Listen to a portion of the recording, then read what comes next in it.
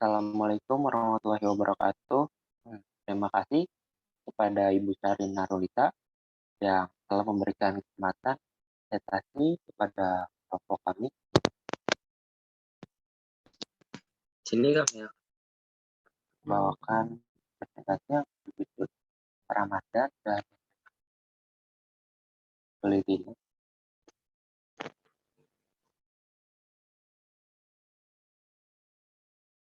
Terus selanjutnya ada anggota kelompok, yaitu tim penelitian. Yang pertama ada saya sendiri, Raffi Zulman Tamam. Yang kedua ada Puspita Sari Dianingrum. Yang ketiga ada Sophia Hutari.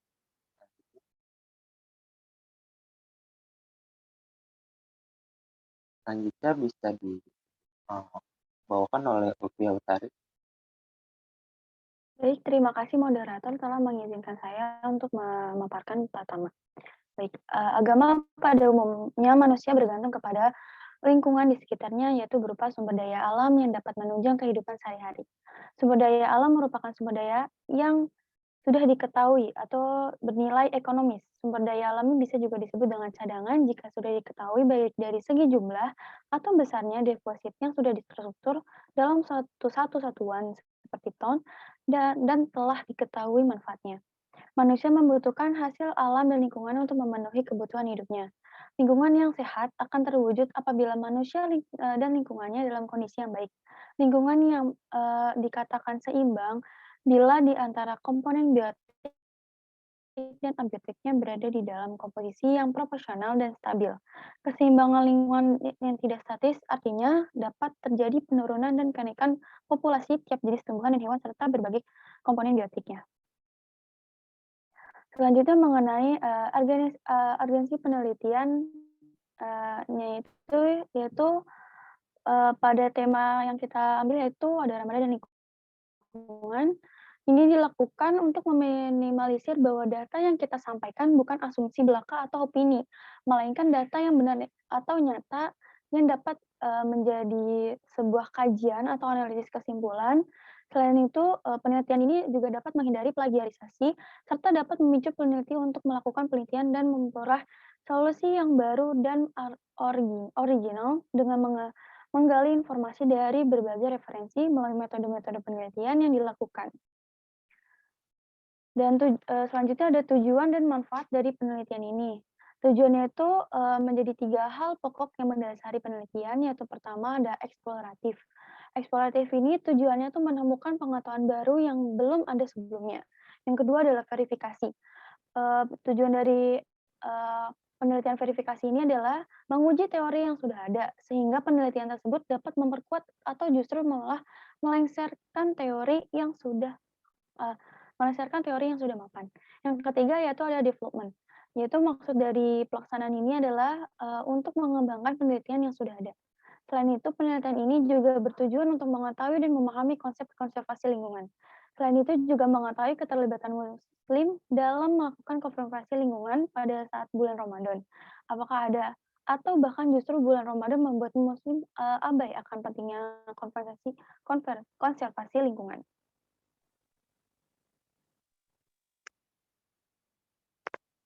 Selanjutnya adalah teori dan metode penelitian. Teori yang digunakan dalam penelitian adalah teori kuantitatif, di mana mengharuskan seorang peneliti agar memahami terkait variabel dan yang digunakan. Teori ini berfungsi sebagai sumber hipotesis dan panduan dalam pengumpulan data. Sebagai sumber hipotesis, teori mengarahkan pengujian yang dilakukan dalam penelitian.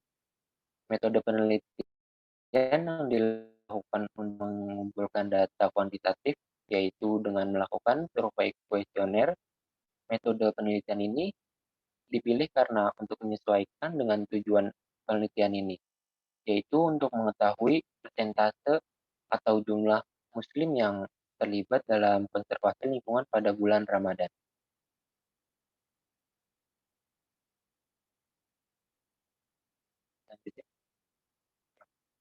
Dan selanjutnya itu hasil dan pembahasan.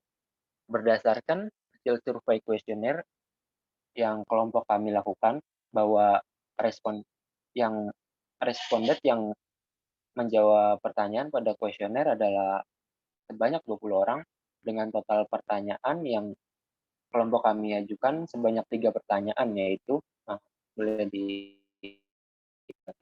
yang pertama adalah, apakah perilaku pro lingkungan pada bulan Ramadan dapat memberikan kontribusi yang besar terhadap lingkungan? Dari jawaban nomor satu, dapat kita lihat di grafik gambar satu.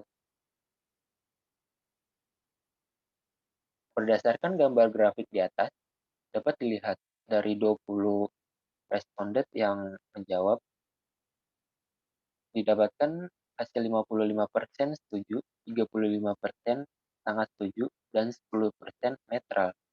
Sehingga dapat disimpulkan dari 20%, ulangi, sehingga dapat disimpulkan dari 20 responden, lebih banyak respon yang setuju terhadap pernyataan bahwa perilaku pro lingkungan pada bulan Ramadan yang dapat memberikan kontribusi besar terhadap lingkungan sekitar.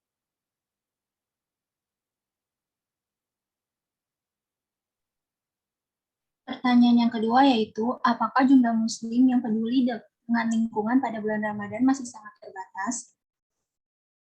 Next.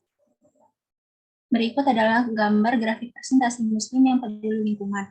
Berdasarkan gambar grafik di atas, dapat dilihat dari 20 responden yang menjawab, didapatkan hasil 60% setuju, 25% sangat setuju, dan 15% netral.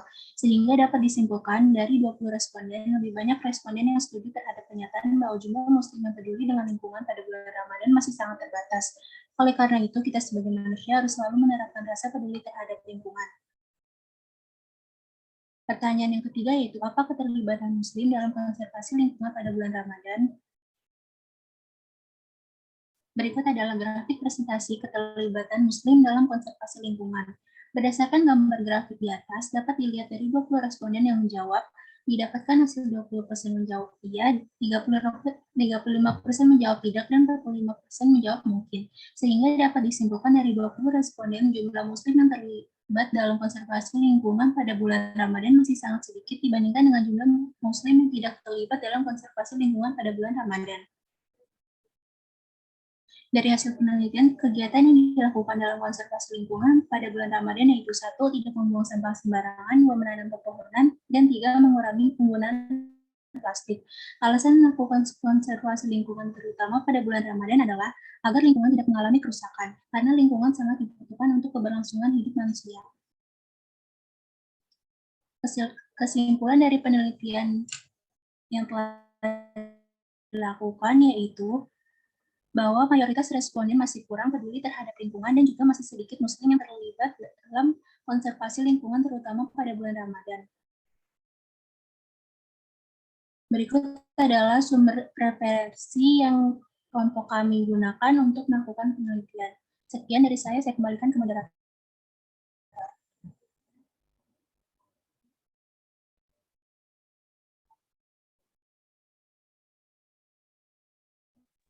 Baik, terima kasih. Mungkin cukup sekian dari kelompok kami. Wassalamualaikum warahmatullahi wabarakatuh.